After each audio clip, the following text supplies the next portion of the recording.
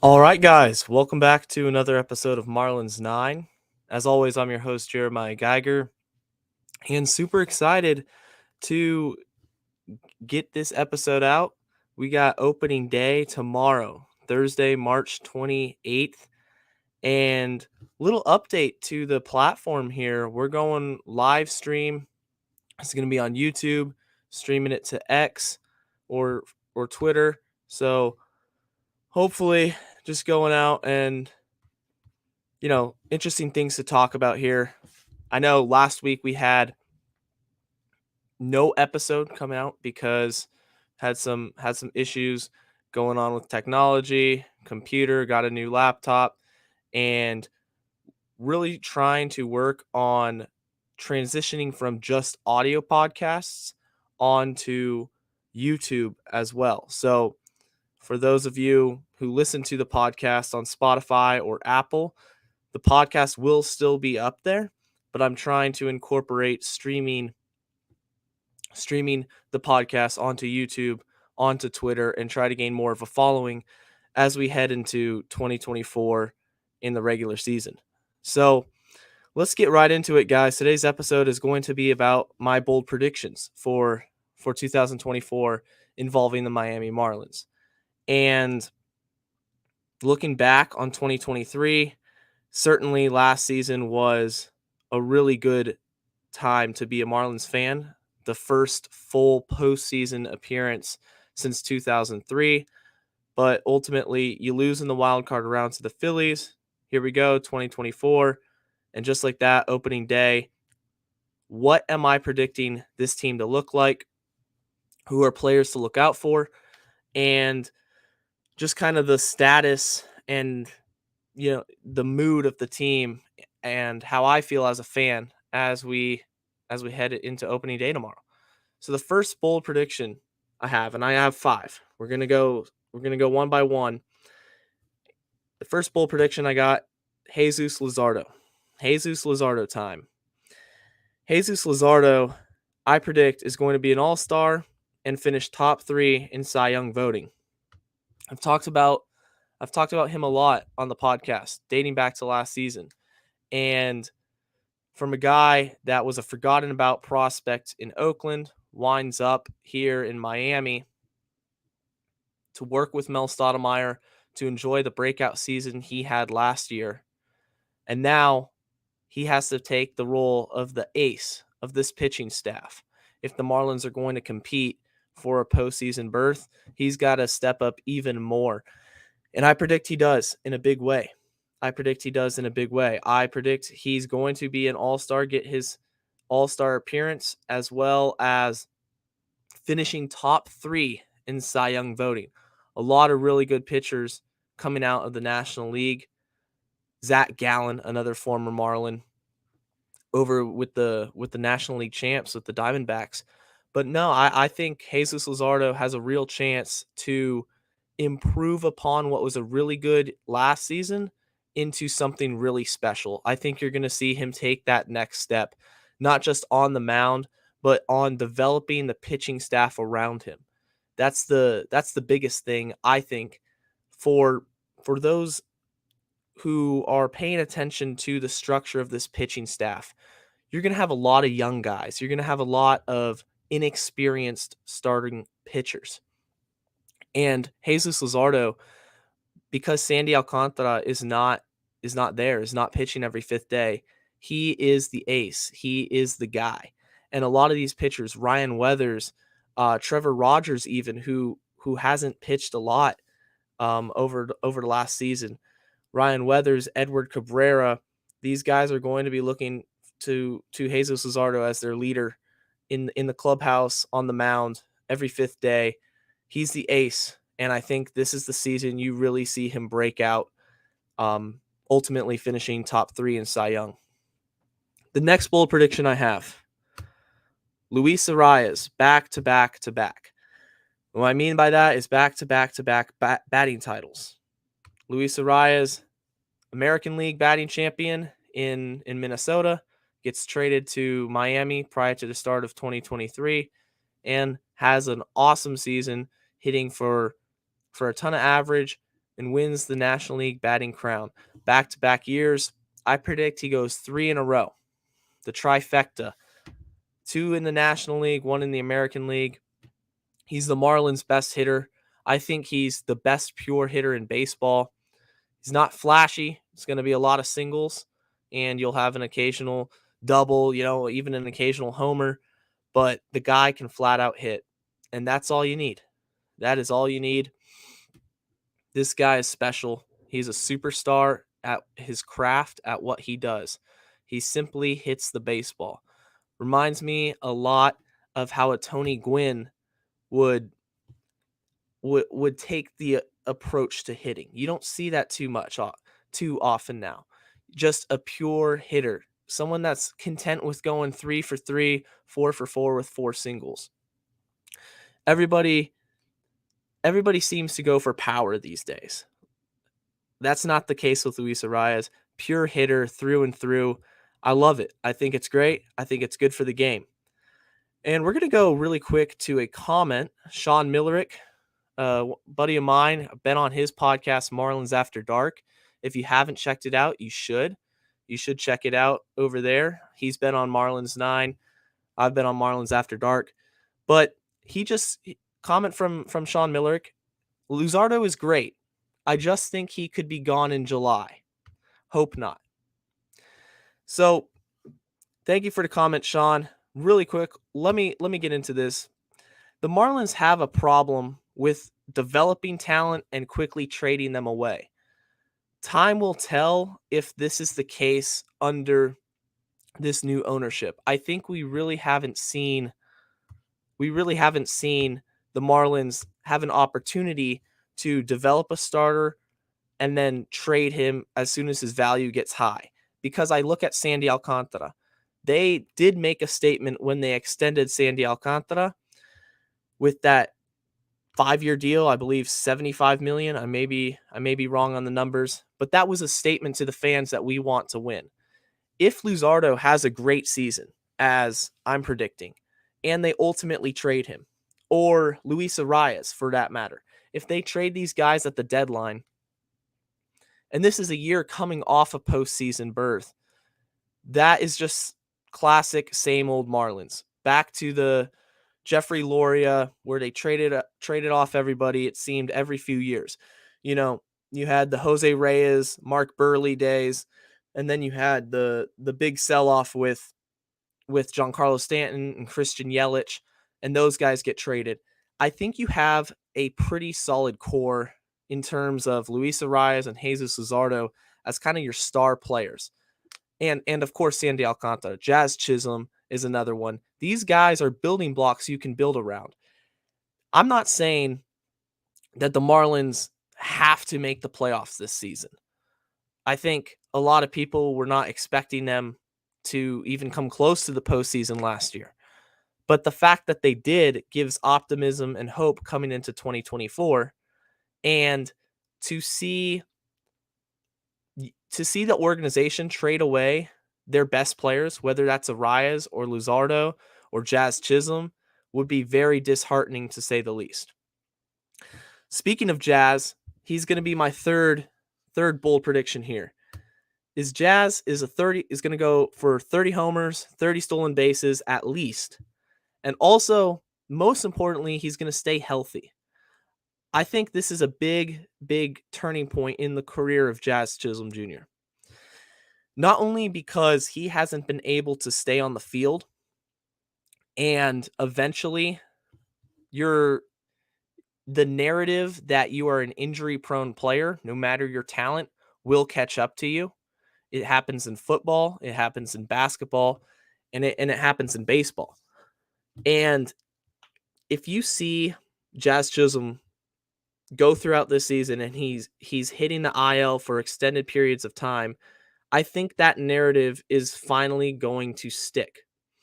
I believe this is the year that Jazz throws off this narrative of he can't stay healthy, he's overrated, and goes out and proves that he is a star, that he is a superstar. All the talent in the world.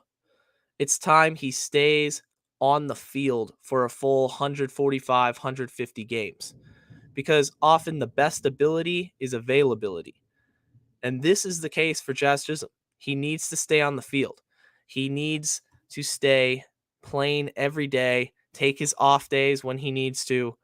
But the injury bug, it's a little bit of a problem. A lot of fans wonder, can he stay healthy for a full season? You look at who Miami gave away in Zach Gallen and how he transformed into becoming an elite starting pitcher in all of Major League Baseball, one of the best. And some fans will tell you I'd rather have Zach Gallen than Jazz Chisholm. I am not one of those. But I think this year is the make or break year for the narrative involving the Jazz Chisholm trade and Jazz Chisholm as a player completely. I think he's a superstar. I think he's going to prove it in 2024.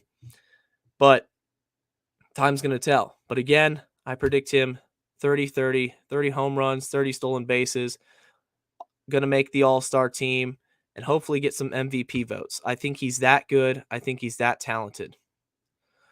My next bold prediction, the Tim Anderson bounce back season. The Tim Anderson bounce back season. So, TA, Chicago White Sox, it's kind of a weird career. You start off and you're hitting over 300 multiple times in your career. You win a batting championship, you win the batting crown, you have some pop, you have some power, and in 2023, it all goes out the window. One home run, the batting average drops tremendously, your WAR is in the negatives. Overall, was considered, if not the worst, one of the worst everyday players in all of baseball.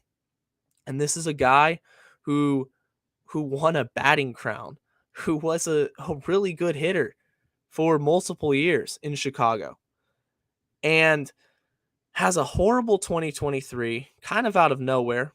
You had 2022 where he dealt with injuries, and then it translated into 2023.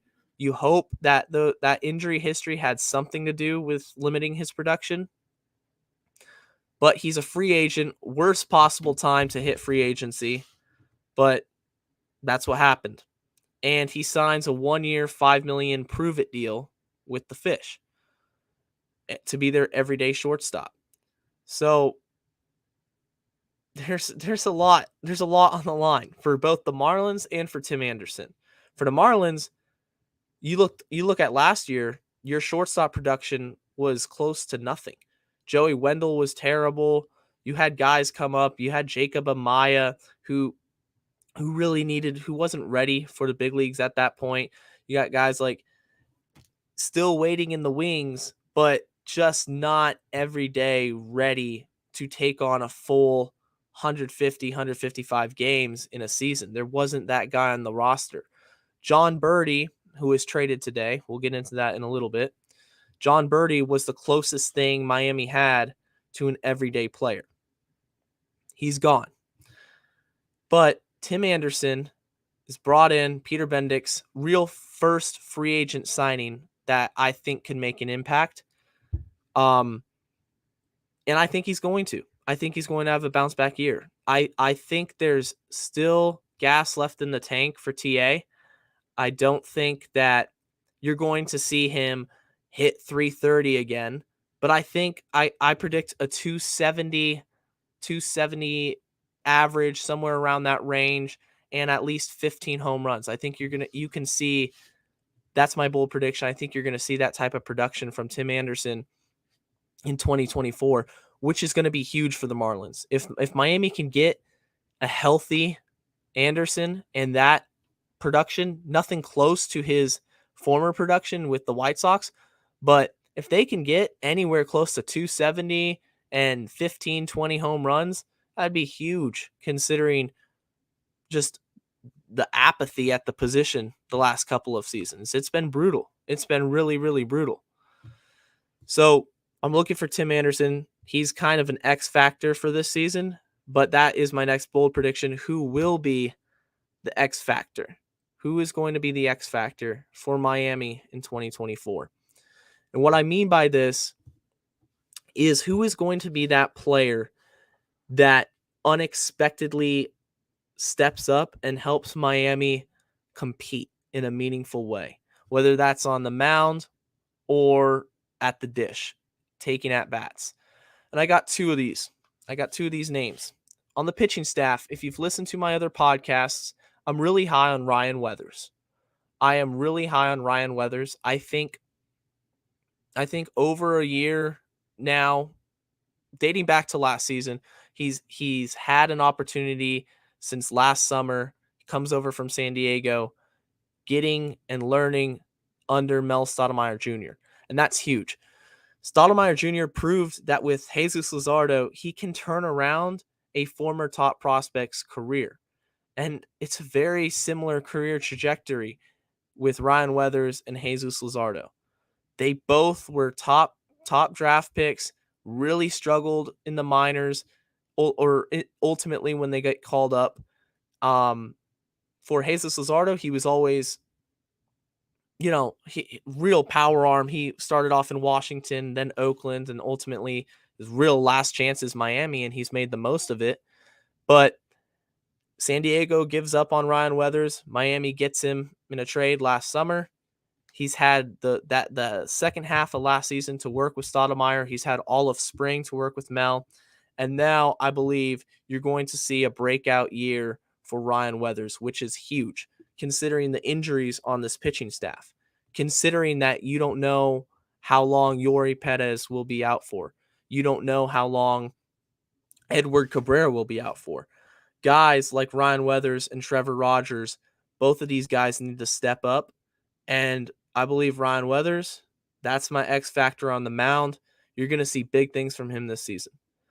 Now at the plate, I know I mentioned Tim Anderson, but he's not the X factor I have for this segment.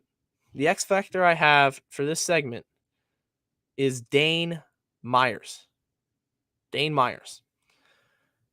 You look back at Dane Myers' career, and he's a converted pitcher, which kind of a fascinating story. Sometimes you see it go both ways. You see a pitcher go to a hitter like Dane Myers, but you see hitters try to make their mark as a pitcher. I think of Anthony Gose. He former Detroit Tigers outfielder. He tried to transition into pitching. Really, really high octane arm. He's throwing 98, 99. But you have Dane Myers, who's on the other hand, he's not throwing 98, 99, wasn't going to make it as a pitcher. And instead, he says, okay, I'm going to be focusing on everyday hitting and outfield. And it paid off because he's going out there in the minors and tearing it up. There's nothing left to prove. Got called up last year, about 30 games, hit 260. So by no means was it a failure, a failing debut for Dane. He showed he could make contact. He could get on base. Really short stretch of time, really short sample size. But he comes into spring training and the dude just tears it up. He's hitting for power. He's hitting for average, putting together good at bat after good at bat, and he doesn't make the opening day roster. And everybody in that organization knew he should have made the opening day roster. Whichever way you slice it, he should have. And unfortunately, due to the fact that Avisail Garcia is still on the major league roster, and he shouldn't be, Dane Myers is out. Dane Myers back to AAA. It's terrible. It's a decision that Miami is going to have to work with because I guarantee you, is not going to last. Dane Myers will be contributing for Miami in 2024. The guy can hit. He's not a top prospect, never was a top prospect, but he doesn't have to be. And he's somebody that I believe is severely underrated and was underrated in the Miami system. You can look at the numbers. You can look at any way you slice it. The guy can hit, and he's got power. He'll be up in Miami. I predict he's going to be up, and he's going to perform. He's going to be doing some big things in this lineup. The issue is when and how. Do you wait for an injury, or is there just going to come a point in the spring where Avisail Garcia is no longer on the roster and you just completely cut ties with him. That's what I'd like to see. If Garcia, you got 1 month. And the way I look at it is you have 1 month.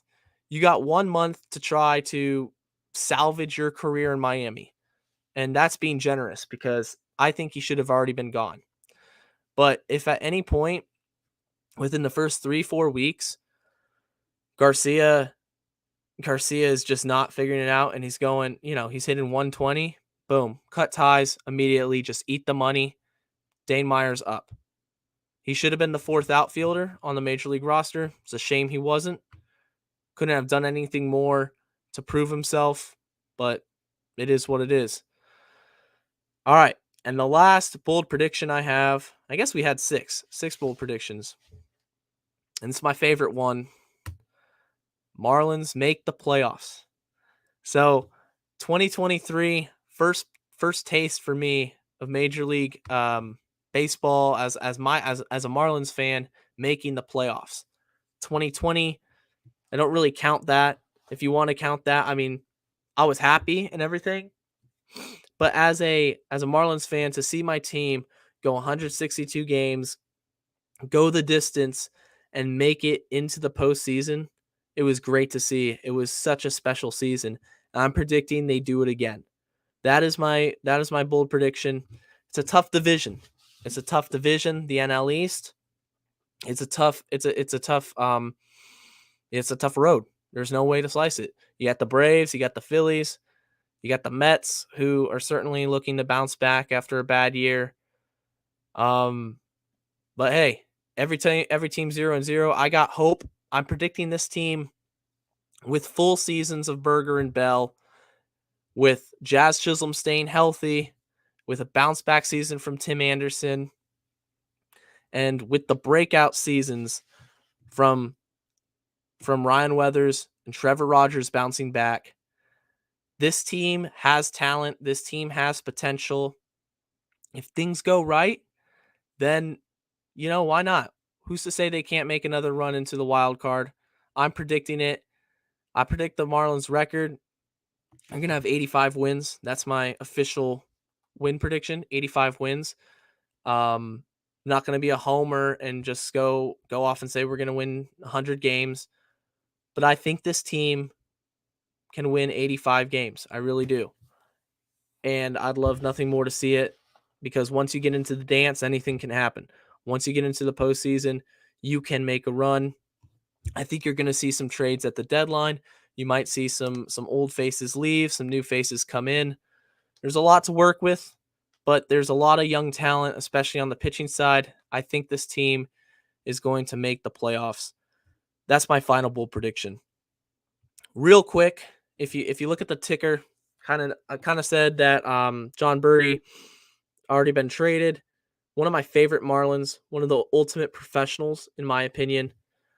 I saw Birdie day in and day out give quality at bats and play really almost every position on the field. So I wish him nothing but success in New York with the Yankees. Marlins got 2 prospects, 28th ranked prospect in the Yankee system, John Cruz, and an unranked prospect from Tampa Bay. So minor trade, but certainly it opens the door for younger players to come up and get time within the infield positions. If anybody goes down and is injured or just needs an off day, you got guys like Vidal Brujan and Nick Gordon, who's mainly going to be used in the outfield probably. But these guys out of options. John Birdie was the ultimate utility guy, but he's on his way to New York. And you wish him nothing but the best. So that was the news of the day. As always, you can listen to me Thursday and Sunday. That's going to be the schedule. This episode, wanted to put an episode out before opening day. That was the big thing. Wanted to put this episode out before opening day. So the live stream, which is going on right now, thank you guys for watching and taking the time to listen to Marlins 9. Live stream is out, obviously, but tomorrow, Thursday edition of Marlins 9. Opening day, guys. It's the best time. It's one of my favorite days of the year. I can't wait. Can't wait. Again, follow me on Twitter at Jeremiah Geiger 2.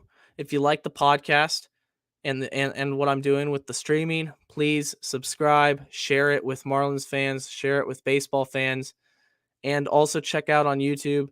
Made some YouTube shorts, going to continue that, making those Marlins related content, and just trying to develop this podcast as the years go, as the season goes on. So thank you guys for listening, and as always, let's go fish.